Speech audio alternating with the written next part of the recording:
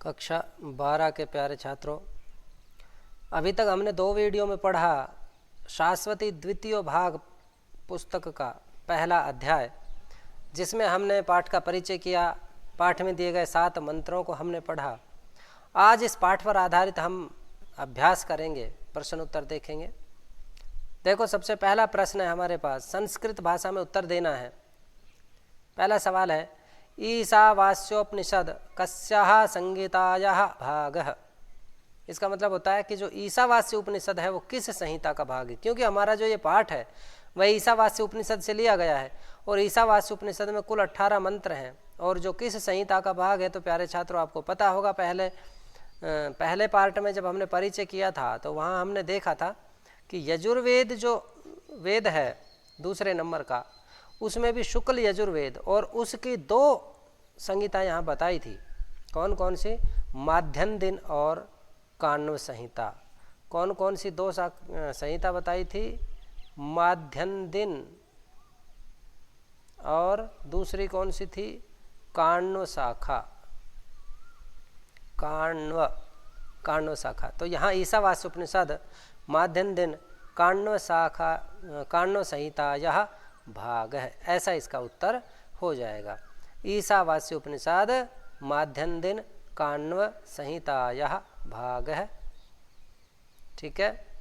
दूसरा सवाल हमारा, जगत सर्वम कीदृशम। तो हमने पहले ही मंत्र में पढ़ा था, ईशावास्यमिदं सर्वम यत् किंच जगत्याम जगत् तेन त्यक्तेन भुंजीथा मा गृधः कस्य स्वेद्धनम। तो वहाँ हमने देखा जगत सर्वम कीदृशम, पूरा जगत कैसा है। कीदृशम माने होता है कैसा। जगत माने संसार, सर्वम माने संपूर्ण संसार कैसा है। तो यहाँ हमने पढ़ा कि संपूर्ण संसार ईशावास्य है। कैसा है? ईशावास्यम। तो जगत सर्वम ईशावास्यम अस्ति। तो कीदृशम शब्द को हटा करके और हम क्या लिख देंगे? ईशावास्यम लिख देंगे। ईश्वर के द्वारा आवृत है, ईश्वर के द्वारा आच्छादित है, कण कण में ईश्वर व्याप्त है, ये इसका अर्थ हो जाएगा। तीसरा सवाल देखते हैं, पदार्था भोग कथम करणीय। कि जो पदार्थों का भोग है वो हमको कैसे करना चाहिए। कथम माने कैसे, करणीय है करना चाहिए, क्रि से अनियर प्रत्यय करके हुआ। पदार्थों का भोग यानी संसार में जो भी पदार्थ है सब ईश्वरमय है, तो उनका भोग कैसे करना चाहिए। तो उनका भोग कैसे करना चाहिए बताओ। हमने पढ़ा था, तेन त्यक्तेन भुंजीथा। तो त्याग भावेन, या हम कर सकते हैं त्यक्तेन। पदार्थ भोग त्याग भावेन करणीय। कथम शब्द को हम हटा देंगे और कथम की जगह क्या रख देंगे? त्याग भावेन या त्यक्तेन, कोई सा भी हम रख सकते हैं, दोनों हमारा सही होगा। त्यक्तेन का मतलब भी वही होता है, त्याग भाव से। तो पदार्थ भोग हमें त्याग भाव से करना चाहिए। नेक्स्ट हमारा प्रश्न है, शतम समाह कथम जिजीविषेत। शतम माने 100, समाह माने वर्ष तक, कथम माने कैसे। कथम माने क्या होता है? कैसे, किस प्रकार से। जिजीविषेत जीने की इच्छा करें। जिजीविषेत माने होता है जीने की इच्छा करना, कि हम 100 वर्ष तक किस प्रकार से जीने की इच्छा करें, कैसे जिए 100 साल तक, क्या करते हुए जिए। तो यहाँ हो जाएगा कथम शब्द हटा करके कर्माणि कुर्वन्।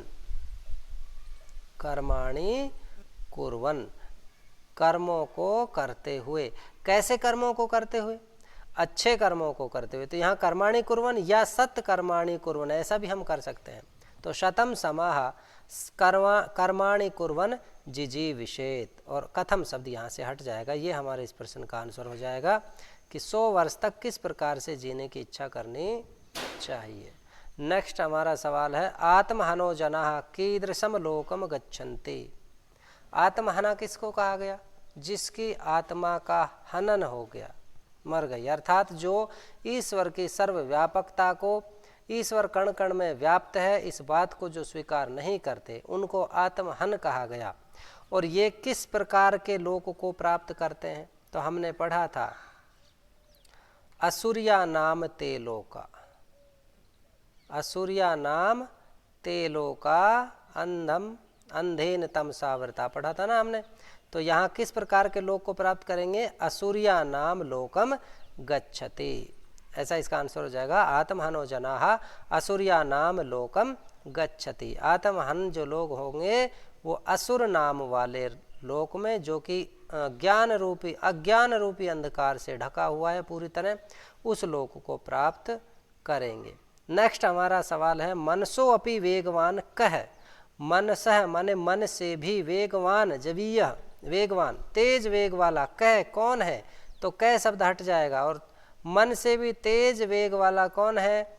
आत्मा है। मन से भी तेज वेग वाला आत्मा है, जो स्थिर रहता हुआ भी तेज गति से दौड़ते हुए को भी पीछे छोड़ जाता है। जहाँ पर ईश्वर भी नहीं पहुँच पाते हैं, जहाँ देवता लोग भी, इंद्र आदि देवता लोग भी नहीं पहुँच पाते हैं, वहाँ पर आत्मा उनसे पहले ही पहुँच जाता है। जिस आत्मा के अंदर ही हमारे कर्म धारित रहते हैं, वही आत्मा मन से भी तेज गति वाला है। तो इसका आंसर हो जाएगा मनसो अपि वेगवान आत्मा। नेक्स्ट देखते हैं हम, अगला सवाल हमारा है तिष्ठन अपि कह धावतः अन्यान अत्येति। तो तिष्ठन अपि ठहरा हुआ भी, कह कौन? धावते दौड़ते हुए, अन्यान अन्यों को, अत्येति पार कर जाता है, आगे निकल जाता है। तो ठहरा हुआ भी कौन अन्यों से आगे निकल जाता है? तो यहाँ भी हमारा आंसर क्या आएगा? आत्मा। कि जो आत्म तत्व है, जो आत्मा है, वो ठहरा हुआ भी अन्य दौड़ते हुओं से आगे निकल जाता है। अंधनतमः के प्रविशन्ति, ये सवाल देखो, अंधनतमः महान अंधकार में कौन प्रवेश करते हैं? तो बताओ कौन प्रवेश करते हैं? ये अविद्याम उपासते, ये अविद्याम उपासते, जो अविद्या की उपासना करते हैं, जो केवल अविद्या की ही उपासना करते हैं, इस व्यवहारिक ज्ञान की ही उपासना करते हैं, वे लोग अंधम तमः प्रविशन्ति, महान गहन अंधकार में प्रवेश करते हैं। ठीक है, अगला सवाल देखो, अविद्या धीरे बे ऋषिभ्यः किम श्रुतवन्तः। धीर ऋषियों के द्वारा किम मने क्या, श्रुतवंत सुना गया है। धीर ऋषियों के द्वारा क्या सुना गया? तो हमने धीर ऋषियों से क्या सुना? अविद्या अन्यत एव, अविद्या अन्यत और विद्या अन्यत, ऐसा ही तो सुना हमने, है भाई? हमने ऐसा ही तो सुना। अविद्या का तो अन्य ही फल है और विद्या का अन्य ही फल है, ऐसा हमने धीर लोगों से सुना। यही इसका आंसर हो जाएगा, है ना। धीरेभ्य ऋषयः किम श्रुतवन्तः। धीर ऋषियों के द्वारा या धीरों के द्वारा ऋषियों ने, मुनियों ने, हमने क्या सुना? क्या सुनते हम आ रहे हैं? तो हमने अविद्या का अलग ही फल है और विद्या का अलग ही फल है, ऐसा सुना। अविद्या किम तरति, 7वें मंत्र में हमने पढ़ा था, अविद्या मृत्युम तीर्त्वा विद्या अमृतमश्नुते। तो अविद्या से किम तरति, अविद्या से मृत्युम तरति, अविद्या मृत्युम तरति, ऐसा आंसर हो जाएगा। किम शब्द यहाँ से हट जाएगा, क्योंकि प्रश्नवाचक शब्द जो होगा वो आंसर में हट जाएगा। तो अविद्या मृत्युम तरति। नेक्स्ट सवाल देखो, विद्या किम प्राप्नोति, ये तो हमारे पाठ का ही नाम है, वही हो जाएगा। विद्या किम प्राप्नोति, विद्या अमृतम प्राप्नोति, विद्या अमृतम प्राप्नोति, विद्या से अमरता को प्राप्त करते हैं। किम शब्द हट जाएगा, यहाँ अमृतम हो जाएगा। तो यहाँ किम हटा करके क्या लिख देंगे, अमृतम, या इसका दूसरा नाम हम क्या लिख सकते हैं, मोक्षम। विद्या से हम मोक्ष को प्राप्त करते हैं, विद्या से अमरता को प्राप्त करते हैं।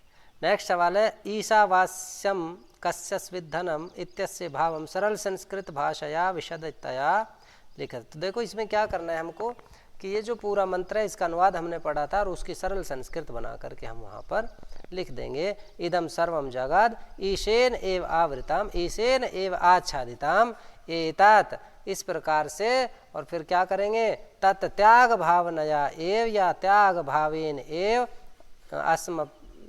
अस्मत्कृते, यानी कि त्याग भाग से ही सर्वस्य पदार्थस्य भोग करणीय है। संपूर्ण पदार्थों का भोग त्याग की भावना से करना चाहिए। कस्यस्वित् धनस्य लोभ है न करणीय, ये इसका आंसर हो जाएगा। उसके बाद अंधतमः प्रविशन्ति ये अविद्याम उपासते, ऐसा हमने पढ़ा था ना। तो उसका सरल हिंदी भाषा में या आंग्ल भाषा में, हिंदी में या अंग्रेजी में अनुवाद करना है। तो वे लोग जो सिर्फ केवल अविद्या की उपासना करते हैं वो अंधम तमः गहन अंधकार में प्रवेश करते हैं, और जो लोग केवल विद्या की ही उपासना करते हैं वो भी अंधकार में प्रवेश करते हैं। ये इसका हिंदी भाषा में सरल अनुवाद हो जाएगा। और अगर भाव पूछे तो यहाँ पे हम लिख देंगे कि यहाँ लेखक कहना चाह रहा है कि सिर्फ केवल अविद्या या केवल विद्या ही नहीं, हमें अविद्या और विद्या दोनों की ही उपासना करनी चाहिए। दोनों के द्वारा ही हम इस संसार को पार करके मोक्ष को प्राप्त करते हैं, ऐसा लेखक इसमें बताना चाहता है। इसलिए कहा है, इस मंत्र में कहा है कि जो लोग केवल अविद्या की उपासना करते हैं वो गहन अंधकार में प्रवेश करते हैं, और जो लोग केवल विद्या की उपासना करते हैं वे भी उसी प्रकार से अंधकार में प्रवेश करते हैं। चौथा क्वेश्चन है विद्याम च है ना, ये आखिरी वाला मंत्र था हमारा। अविद्या मृत्युम तीर्त्वा विद्या अमृतम अश्नुते। तो ये मंत्र हमारा क्या कहता है कि जो व्यक्ति विद्या और अविद्या दोनों को भली प्रकार से जानता है, दोनों की उपासना करता है, वह अविद्या से मृत्यु को पार करके विद्या से अमरता को प्राप्त करता है। इनके बाकी सब सरलार्थ भावार्थ के लिए आप पिछले वीडियो देख ले, वहाँ पे आपको इनका अर्थ मिल जाएगा। उसके बाद देखो रिक्त स्थानों की पूर्ति, पांचवा सवाल। इदम सर्वम जगत, यह संपूर्ण जगत कैसा है भैया बताओ। अरे पहला ही मंत्र पढ़ा हमने, ईशावास्यम इदम सर्वम। तो इसका आंसर भी क्या होगा, ईशावास्यम, है ना। ये कैसा हो जाएगा, ईशावास्यम। तो यह संपूर्ण जो जगत है कैसा है, ईशावास्यम है, ईश द्वारा आच्छादित है। तो इसका पहले का खालिस्तान हो जाएगा ईशावास्यम। दूसरा सवाल, माँ गृध है, लालच मत करो किस पर, ये भी हमारे पहले मंत्र में पढ़ा हमने। कस्यस्विद धनम, कस्यस्विद धनम, दूसरे के किसी के भी धन का लालच नहीं करें। तो ये इसका खालिस्तान भर जाएगा। नेक्स्ट, शतम समाह जिजीविषेत। शतम माने 100, समाह माने वर्षों तक, जिजीविषेत जीने की इच्छा करो। तो भाई क्या करते हुए, कर्माणि कुर्वन्, इसमें भी क्या आ जाएगा, कर्माणि कुर्वन्, है ना। तो कर्मों को करते हुए 100 वर्ष तक जीने की इच्छा करें, इसके अलावा तुम्हारे पास कोई दूसरा मार्ग नहीं है। और अगर ऐसा आप करोगे तो कर्म आपको लिप्त नहीं करेंगे। असुरिया नाम तेलो का, तो क्या पढ़ा था हमने, अंधेन तमसावृता, असुरिया नाम तेलो का, अंधेन तमसावृता। तो यहाँ अंधेन तमसा आ जाएगा, आवृता यहाँ पे रखा ही हुआ है, अंधेन तमसा आवृता, गहन अज्ञान रूपी अंधकार से आवृत माने ढका हुआ। कि असुर नाम का जो लोक है वो अज्ञान रूपी अंधकार से ढका हुआ है, और उसी लोक में वो लोग प्रवेश करते हैं जो ईश्वर की सर्वव्यापकता को नहीं मानते, आत्महन जो लोग हैं। उसके बाद है अविद्या उपासका प्रविशन्ति, जो लोग अविद्या की उपासना करते हैं वो कहाँ प्रवेश करते हैं बताओ, कल ही पढ़ा था हमने, अंधन तमः, कहाँ प्रवेश करते हैं, अंधन तमः, गहन अंधकार में प्रवेश करते हैं। और जो केवल विद्या की उपासना करते हैं वो भी अंधकार में प्रवेश करते हैं। उसके बाद है निम्नलिखित लाइनों का सप्रसंग हिंदी भाषा में व्याख्या करनी है। अब देखो हिंदी भाषा में व्याख्या का मतलब होगा कि पाठ का नाम भी हमको यहाँ लिखना है, साथ साथ में हमको इसका हिंदी अर्थ भी लिखना है, और क्या कहना चाह रहा है लेखक वो भी हमको इसके अंदर करना है। छठा का पहला सवाल है तेन त्यक्तेन भुंजिता। तो सबसे पहले हमें यहाँ लिखना होगा प्रसंग, और प्रसंग में हम क्या लिखेंगे, प्रस्तुत पंक्ति हमारी शाश्वती द्वितीय भाग पुस्तक के प्रथम पाठ अविद्या अमृतम अश्नुते के, जो कि ईशावास्य उपनिषद से लिया गया है, उस पाठ से उद्धृत है या ली गई है। और इस पंक्ति में लेखक ने बताया है कि इस संसार में जो भी कुछ जगत या अचल है, चलायमान है, गतिशील है या स्थिर है, वो सभी ईश्वर के द्वारा आवास्य है। उन सब वस्तुओं में, सब पदार्थों में ईश्वर का वास है, इसलिए हमें त्याग भाव से ही भोग करना चाहिए। तो यहाँ लेखक कहता है कि प्रत्येक वस्तु का त्याग भावना से ही भोग करना चाहिए। ऐसा इस पंक्ति का भाव हमारा हो जाएगा। दूसरा, सब प्रसंग सभी में सेम रहेगा। और यहाँ क्या बताया दूसरी में, न कर्म लिप्यते नरे। इस पंक्ति में लेखक ने बताया कि यदि मनुष्य कर्म करते हुए, अच्छे कर्मों को करते हुए 100 वर्षों तक जीने की इच्छा करे, तो जो व्यक्ति के कर्म हैं वो उसमें लिप्त नहीं होते और वो जन्म मरण के चक्कर से मुक्त हो जाता है। ऐसा इस पंक्ति का भाव है। तीसरा, तस्मिन् अपो मातरिश्वा दधाति। तो इस मंत्र में आत्म तत्वों के विशेषताओं को बताया गया। और आत्म तत्व में क्या बताया, लास्ट में उन्होंने कहा कि ये जो आत्म तत्व है उसी के अंदर, या यह आत्म तत्व ही प्राणवायु को और हमारे कर्मों को, जल धाराओं को धारण करता है। ऐसा इस चौथी पंक्ति में उन्होंने बताया। नेक्स्ट में बताया अविद्या मृत्युम तीर्थवा विद्या अमृतम अश्नुते। इसमें कहा लेखक ने कि अविद्या अर्थात व्यावहारिक ज्ञान और विद्या अर्थात आध्यात्मिक ज्ञान, दोनों के द्वारा ही मनुष्य इस संसार को पार करके विद्या के द्वारा अमरता को या मोक्ष को प्राप्त करता है। उसके बाद नेक्स्ट सवाल में बताया एवं त्वयि नान्यथे तो अस्ति। तो यहाँ लेखक कहना चाहता है कि अच्छे कर्म करते हुए 100 वर्षों तक जीने की इच्छा करो, इसके अलावा एवं इसके इस प्रकार से करते हुए तुझमें कर्म लिप्त नहीं करेंगे, और न अन्यथा तो अस्ति, इसके अलावा दूसरा कोई भी मार्ग मोक्ष का, मुक्ति का नहीं है। नेक्स्ट में देखो, तांस्ते प्रत्यभिगच्छन्ति ये के चात्महनो जनः। प्रस्तुत पंक्तियों में लेखक ने आत्महन अर्थात ऐसे व्यक्ति जो ईश्वर की सत्ता को या ईश्वर के सर्वव्यापकता को स्वीकार नहीं करते, उनके बारे में बताया कि वो मर करके उन लोकों को प्राप्त करेंगे। कैसे लोकों को, असुर या नाम ते लोका, अज्ञान रूपी अंधकार से ढके हुए असुर नामक लोक को वे लोग प्राप्त करेंगे जो ईश्वर की सर्वव्यापकता को स्वीकार नहीं करते। ये इनका भाव होगा। नेक्स्ट आखिरी सवाल है अनेज देकम मनसो जवीयो नयन देवा अपनुवन पूर्व मर्षत।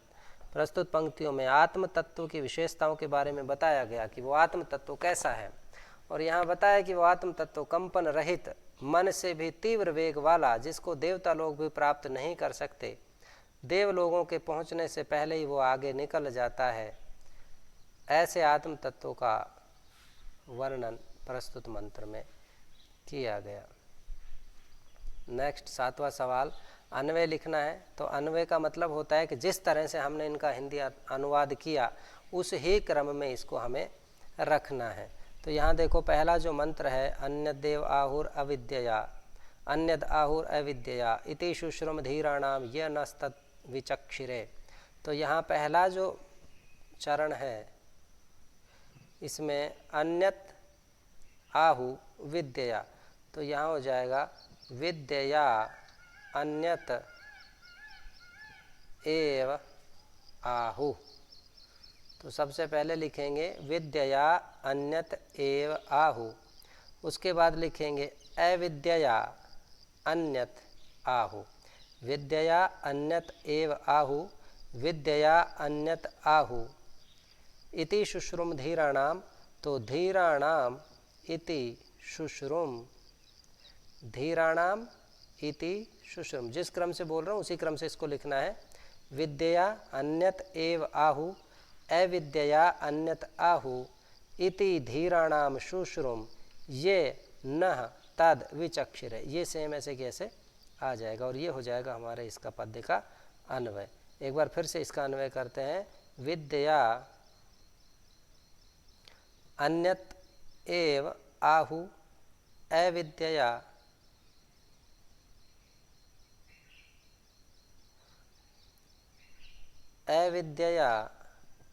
अन्यत आहु धीराणाम इति शुश्रुम य नः तद विच चक्षिरे।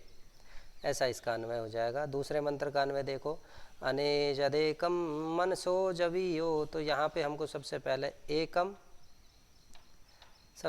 एकम अनेजत मनसः जवीयः ऐसा कर देंगे। आ जाओ।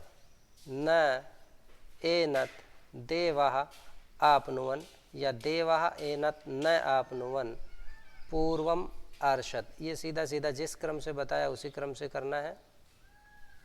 नेक्स्ट तत् तिष्ठत धावतः अन्यान अत्यति। वह ठहरा हुआ भी दौड़ते हुए अन्यों को पीछे छोड़ जाता है, पार निकल जाता है। तस्मिन् मातरिश्वा अपह दधाति। इसी क्रम में आपको करना है। तस्मिन् मातरिश्वा अपह दधाति, ये इसका अन्वय हो जाएगा। नेक्स्ट प्रकृति प्रत्यय त्यज प्लस इक्तः। त्यज प्लस इक्तः को जब जोड़ेंगे तो त्यक्तः रूप बन जाएगा पुल्लिंग में। दूसरा क्री प्लस क्षत्रि को जोड़ेंगे तो क्षत्रि का अत बचेगा और अत से पुल्लिंग में अन हो जाएगा, रूप बनेगा कुर्वन। त्यज प्लस इक्तः से त्यक्तः, क्री प्लस क्षत्रि से कुर्वन और तत् प्लस तसिल। तो तसिल जो प्रत्यय है पंचमी विभक्ति का रूप बताने के लिए होता है और यहाँ बनेगा ततः, उससे आगे या उसके बाद। तो तत् प्लस तसिल से ततः हो जाएगा। उसके बाद प्रकृति प्रत्यय को अलग करेंगे। प्रत्यय, यहाँ देखो प्रत्यय में 3 पद हैं। प्र प्लस इण गतौ धातु है और ल्यप प्रत्यय है। ल्यप प्रत्यय तभी आता है जब कोई ना कोई उपसर्ग यहाँ पर जुड़ा हो। अगर उपसर्ग धातु में जुड़ा नहीं है तो नहीं आएगा। प्र प्लस ई प्लस ल्यप ऐसे करके इसका रूप बन जाएगा। दूसरा देखो त्रि प्लस इक्त्वा। त्रि धातु तैरना से हो गया और इक्त्वा प्रत्यय यहाँ हो गया करके, तैर करके या पार करके, तीर्थवा। नेक्स्ट है धावतः। धाव धातु माने दौड़ना प्लस क्षत्रि प्रत्यय यहाँ होगा। शत्रु का अत हो करके मूल शब्द बनता है धावत और धावत का द्वितीया के बहुवचन और षष्ठी पंचमी के एक वचन में धावतः, दौड़ते हुए को, ऐसे इसका रूप यहाँ बनेगा। नेक्स्ट है तिष्ठत। तो स्था धातु हो जाएगी यहाँ स्था और स्था में क्षत्रि प्रत्यय जोड़ेंगे तो तिष्ठन तिष्ठत ऐसे रूप बनेगा, यानी ठहरा हुआ, बैठा हुआ। नेक्स्ट है जवीयः। जवीयः में जव शब्द से मतुप प्रत्यय होकर और ईए सुन प्रत्यय लग जाएगा। यहाँ डबल प्रत्यय का प्रयोग हुआ। जव मतुप ईए सुन ऐसा करके जवीयः रूप यहाँ पे नपुंसकलिंग में बन गया। 10वां सवाल देखो। इन पदों का वाक्य रचना करनी है जो आपको स्वयं करनी है। जगत्याम, इस संसार में, धनम भुंजिथा, भोग करना चाहिए, शतम 100 कर्माणि कर्मों को, तमसा अंधकार के द्वारा, त्वयि तुझ में, अभिगच्छन्ति प्राप्त करते हैं, प्रविशन्ति प्रवेश करते हैं, धीराणाम धीर लोगों के द्वारा, ऋषियों के द्वारा, विद्वानों के द्वारा, विद्यायाम विद्या में, भूयः फिर से या बार बार, और समः का मतलब हो जाएगा यहाँ पे वर्ष। नेक्स्ट देखो संधि का कार्य ईशावास्यम, ईश प्लस आवास्यम। तो यहाँ ए प्लस आ हो करके दीर्घ संधि अकह सवर्णीय दीर्घ सूत्र से हो गई। नेक्स्ट है कुर्वन प्लस एव प्लस ईह। तो यहाँ देखो ए प्लस ए, सॉरी कुर्वन हलंत का है यहाँ पे।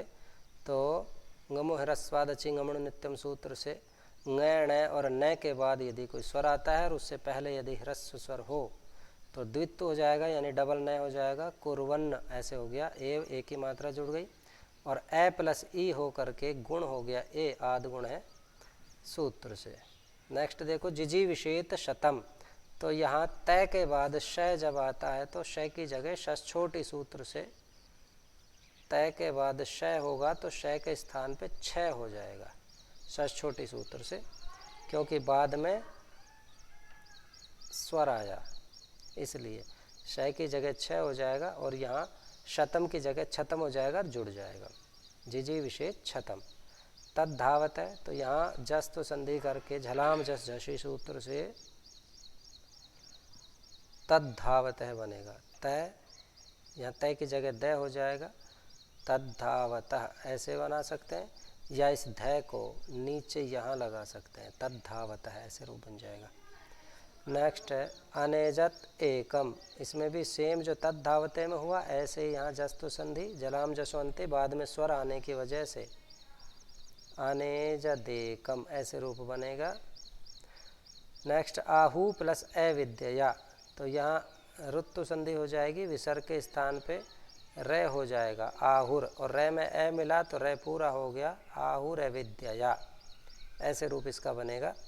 रत्त विसर्ग संधि में जब ए या आ से भिन्न कोई भी स्वर हो विसर्ग से पहले तो विसर्ग और बाद में स्वर हो तो विसर्ग के स्थान पर रे हो जाता है।